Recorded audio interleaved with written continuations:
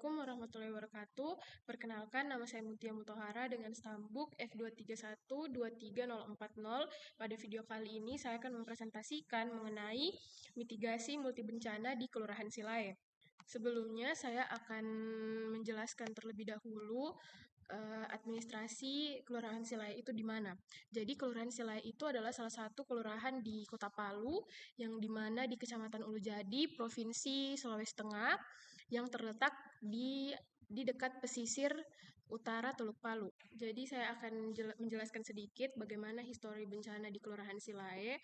Karena Kelurahan Silae terletak di pesisir Teluk Palu, Kelurahan Silae jadi memiliki sejarah panjang bencana alam karena letak geografisnya yang rawan gempa karena dilalui sesar Palu Koro, tsunami karena berada di Teluk Palu, dan banjir bandang yang dimana karena lokasi Kelurahan Silae berada di area lereng pegunungan.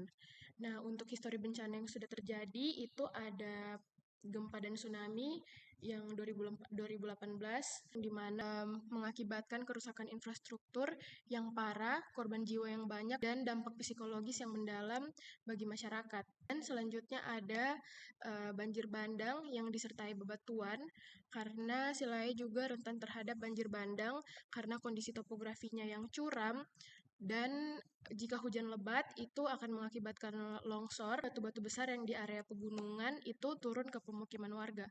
Seperti pada gambar di bawah ini. Ikut dari histori bencana yang ada di Silae, maka ada beberapa penerapan mitigasi struktural dan non-struktural yang akan saya jelaskan. Namun yang akan saya jelaskan lebih awal adalah penerapan mitigasi struktural multi bencana berada di Silae. Jadi mencakup 3 bencana tersebut, yaitu sekiranya yang saya rasa bisa dibangun di Kelurahan Silae. Yang pertama itu ada membangun titik kumpul yang benar-benar aman sebagai tempat evakuasi. Karena Silae sendiri memiliki tiga historis bencana, jadi menurut saya titik evakuasinya itu harus benar-benar di titik yang aman dari 3 bencana tersebut, tidak terkena dampak dari tsunami sendiri, dan gempa bumi, dan banjir bandang. Kedua, kita harus membuat penunjuk untuk menunjukkan arah ke jalur evakuasi agar masyarakat jika terjadi bencana itu bisa tahu di mana titik kumpul evakuasinya. Yang ketiga yang kiranya dapat diterapkan ada pemasangan alarm sistem peringatan dini yang mencakup 3 bencana tersebut seperti sirene gempa bumi, pemantauan tebing, dan alarm tsunami.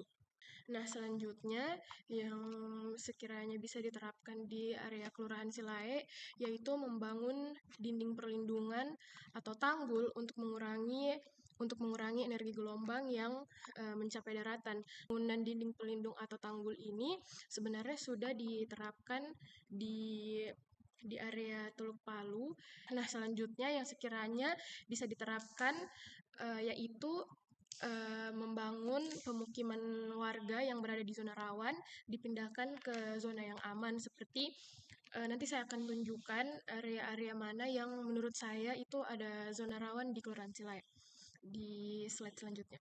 Yang terakhir yang menurut saya sekiranya dapat diterapkan di area Kelurahan Silae yaitu melakukan revegetasi atau penanaman tumbuhan.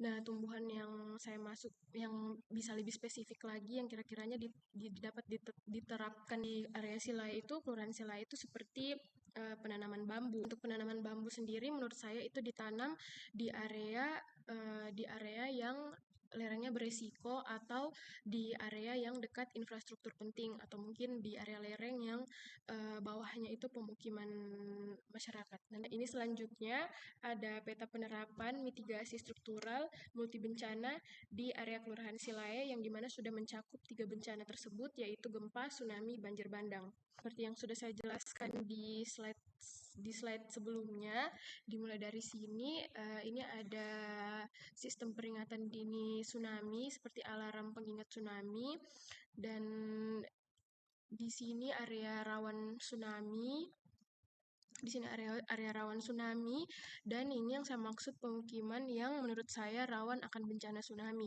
Jadi masih banyak di Silaya itu pemukiman masyarakat yang dekat sekali dengan laut, dengan kemungkinan akan terjadi tsunami jika gempa berkekuatan besar. Jadi menurut saya ini mungkin bisa dipindahkan ke zona yang lebih aman. Nah, selanjutnya di sini ada mitigasi yang sama, yaitu alarm, namun kali ini sistem peringatan gempa bumi berupa sirine yang dipasang di tengah-tengah dan dekat pemukiman warga agar sirenenya lebih terjangkau didengar sama masyarakat sekitar. Nah, ini untuk teknologi sistem peringatan dini atau pemantauan lereng jika terjadi banjir bandang untuk memantau lereng pegunungan yang beresiko. Nah, selanjutnya dikarenakan pemukiman masyarakat masih banyak di dekat area zona rawan bencana tsunami, di sini ada berupa penerapan mitigasi yang berupa tanggul atau dinding perlindungan. Nah, selanjutnya di sini ada penunjuk jalur evakuasi yang sekiranya bisa memudahkan masyarakat jika terjadi bencana dan melakukan evakuasi. Di sini jalur penunjuknya ada di beberapa titik untuk memudahkan masyarakat. Nah, selanjutnya itu ada titik jalur evakuasinya, itu ada di 3 titik, dan yang sudah terterapkan di Silaya sendiri yaitu di titik ini. Di sini sudah tersedia palang titik evakuasi dan beberapa infrastruktur atau sarana evakuasi yang memudahkan masyarakat jika terjadi bencana. Dan ini yang sekiranya ada titik opsi lain untuk evakuasi karena ada lahan kosong. Di sisi lainnya ada beberapa lahan kosong yang menurut saya sekiranya aman untuk dijadikan titik evakuasi. Selanjutnya ada di titik sini juga agar memudahkan masyarakat yang di area ini untuk evakuasinya lebih dekat agar masyarakat tidak memakan waktu yang lama untuk mengevakuasi diri. Untuk 3 titik ini sendiri bisa digunakan dalam multi bencana tersebut, 3 bencana tersebut. Nah, ini yang seperti saya jelaskan tadi, ini adalah penerapan mitigasi yang sekiranya bisa diterapkan di sana, yaitu melakukan revegetasi atau penanaman seperti penanaman tumbuhan bambu. Ini di area ujung Silaya, di atas ini sudah tidak ada pemukiman dan gunung-gunung, dan di area tersebut itu masih ada bebatuan sisa bencana banjir bandang seperti di slide awal tadi yang ada fotonya. Selanjutnya, jika slide sebelumnya itu menjelaskan penerapan mitigasi struktural, kali ini saya akan menjelaskan mitigasi non-struktural jika terjadi 3 bencana tersebut.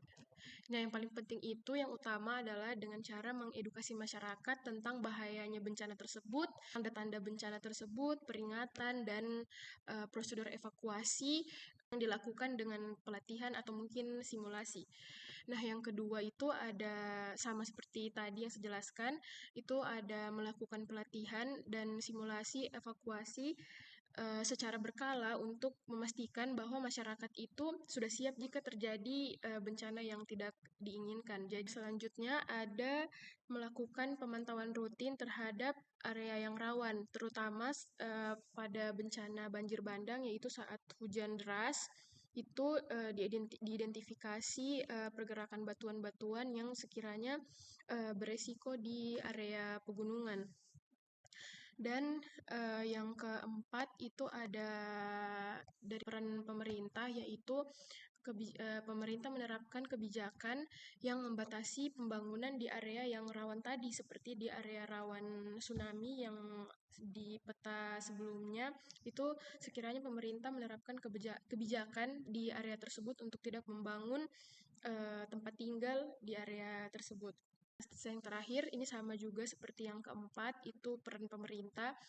Jadi menurut saya mitigasi non-struktural yang kiranya diterapkan itu, pemerintah melakukan kebijakan pembangunan untuk masyarakat seperti infrastruktur pentingnya, kayak mungkin seperti sarana pendidikan atau sarana kesehatan, itu untuk infrastruktur bangunannya dibuat dengan bangunan yang mematuhi standar keamanan gempa yang terbaru agar kiranya masyarakat merasa lebih aman jika melakukan aktivitas yang melibatkan banyak orang. Sekian dari saya, mohon maaf bila ada salah kata dan ada yang kurang. Wabillahi taufiq walhidayah. Wassalamualaikum warahmatullahi wabarakatuh.